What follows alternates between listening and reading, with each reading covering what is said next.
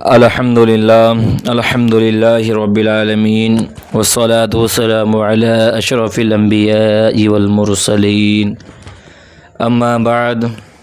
ان اللہ وملائکتہ یصلون علی النبی یا ایھا الذین آمنوا صلوا علیہ وسلموا تسلیما اللہ رب محمد صلی اللہ علیہ وسلم نحن بعد محمد صلی اللہ علیہ وسلم صلی اللہ تعالی علیہ وسلم۔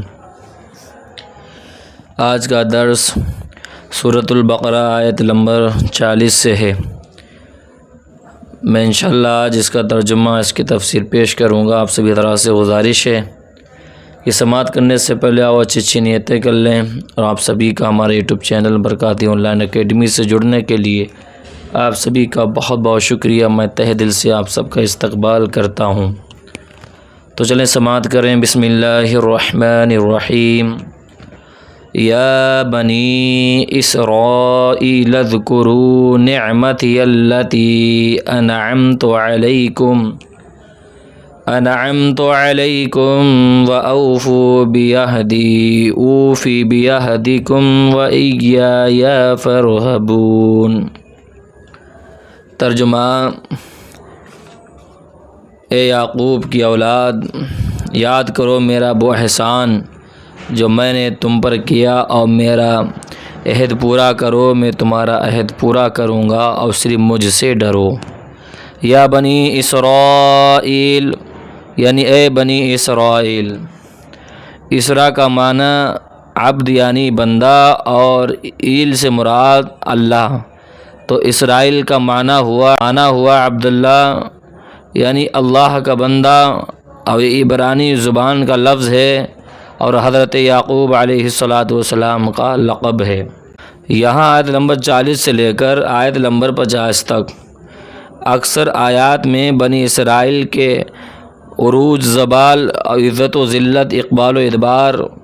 جزا و سزا، قومی اجتماعی اچھے برے کردار کا تذکرہ ہے۔ پھر اسی بیان کو قرآن پاک میں بار بار دہرایا گیا ہے، اور اس بار بار کے تکرار میں ایک بڑی حکمت قوموں کے عروج و زوال اور عزت و ذلت کا فلسفہ سمجھنا،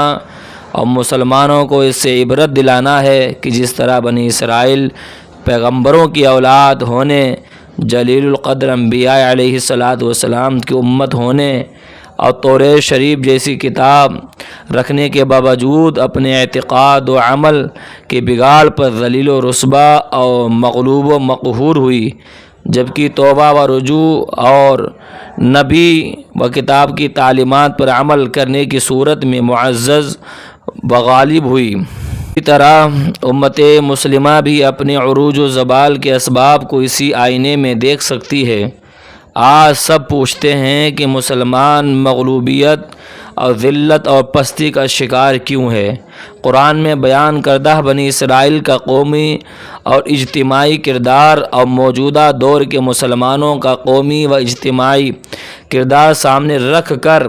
اگر دیکھا جائے تو خود ہی سمجھ آ جائے گا کہ اگر بنی اسرائیل کو کانٹے بونے پر کانٹے ملتے تھے تو ہمیں کانٹے بونے کے بدلے آم کیوں ملیں گے؟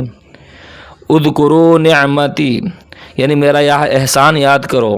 اس آیت میں نبی کریم صلی اللہ علیہ وسلم کے زمانے کے یہودیوں کو مخاطب کر کے ان سے فرمایا گیا کہ بنی اسرائیل، میرے وہ احسان یاد کرو جو میں نے تمہارے آباء و اجداد پر کیے، جیسے انہیں فرعون سے نجات دی، ان کے لیے دریا میں گزرگاہ بنا دی، بادل کو ان پر سائبان بنا دیا، کھانے کے لیے ان پر من و سلوہ اتارا، ان کے لیے پانی کے چشمے جاری کیے، انہیں طاقتور قوموں پر فتح عطا فرمائی، اور توریت جیسی عظیم کتاب انہیں عطا فرمائی، اور میرا وہ احسان یاد کرو جو میں نے تم پر کیا کہ تمہیں اپنے حبیب صلی اللہ علیہ وسلم کا زمانہ عطا کیا، جن کی آمد کی بشارت توریت و انجیل میں دی گئی۔ خیال رہے کہ یہاں یاد کرنے سے مراد صرف زبان سے تذکرہ کرنا نہیں ہے، بلکہ اس سے مراد یہ ہے کہ وہ اللہ تعالیٰ کی اطاعت بندگی کر کے اور ان نعمتوں کا شکر بجا لائیں، کیونکہ کسی نعمت کا شکر نہ کرنا اس کو بھلا دینے کی طرح ہے۔ واوفو بعہدی، اور میرا عہد پورا کرو، یعنی اے بنی اسرائیل تم میرے حبیب صلی اللہ علیہ وسلم پر ایمان لا کر وہ عہد پورا کرو جو تم نے مجھ سے کیا، اور میں اس کے ثواب کے طور پر تمہیں جنت میں داخل کر کے تمہارے ساتھ کیا ہوا عہد پورا کروں گا، اور اپنے عہد کو پورا کرنے کے معاملے میں کسی اور سے ڈرنے کی بجائے صرف مجھ سے ڈرو۔ اس آیت میں جس عہد کا ذکر ہے اس کے بارے میں ایک قول یہ ہے کہ اس سے مراد وہ عہد ہے جو سورہ مائدہ میں یوں مذکور ہے، وَلَقَدْ أَخَذَ اللَّهُ مِيثَاقَ بَنِي إِسْرَائِيلَ وَبَعَثْنَا مِنْهُمُ 12 رَقِيبًا وَقَالَ اللَّهُ إِنِّي مَعَكُمْ لَئِنْ أَقَمْتُمُ الصَّلَاةَ وَآتَيْتُمُ الزَّكَاةَ وَآمَنْتُمْ بِرُسُلِي وَعَزَّرْتُمُوهُمْ وَأَقْرَضْتُمُ اللَّهَ قرضا حسنا لأكفرن عنكم سيئاتكم ولأدخلنكم جنات تجري من تحتها الأنهار فمن كفر بعد ذلك منكم فقد ضل سواء السبيل۔ بے شک اللہ نے بنی اسرائیل سے عہد لیا اور ہم نے ان میں 12 سردار قائم کیے، اور اللہ نے فرمایا بے شک میں تمہارے ساتھ ہوں اگر تم نماز قائم رکھو، زکوٰۃ دیتے رہو، اور میرے رسولوں پر ایمان لاؤ، ان کی تعظیم کرو، اور اللہ کو قرض حسن دو، تو بے شک میں تم سے تمہارے گناہ مٹا دوں گا، اور ضرور تمہیں ان باغوں میں داخل کروں گا جن کے نیچے نہریں جاری ہیں۔ تو اس عہد کے بعد تم میں سے جس نے کفر کیا تو وہ ضرور سیدھی راہ سے بھٹک گیا۔ دوسرا قول یہ ہے کہ اس سے وہ عہد مراد ہے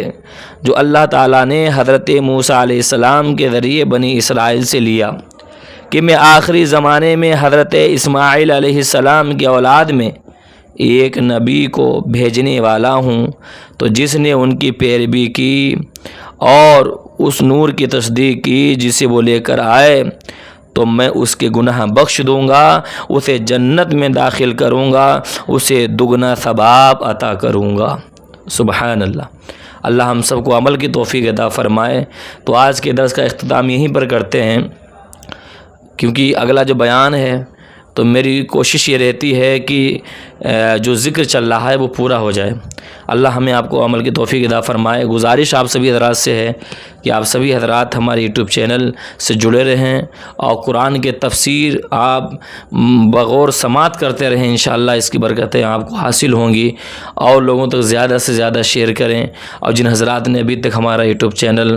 برکاتی آن لائن اکیڈمی کو سبسکرائب نہیں کیا ہے وہ سبسکرائب کر دیں، مجھے دعاؤں میں یاد رکھیں۔ السلام علیکم ورحمۃ اللہ وبرکاتہ۔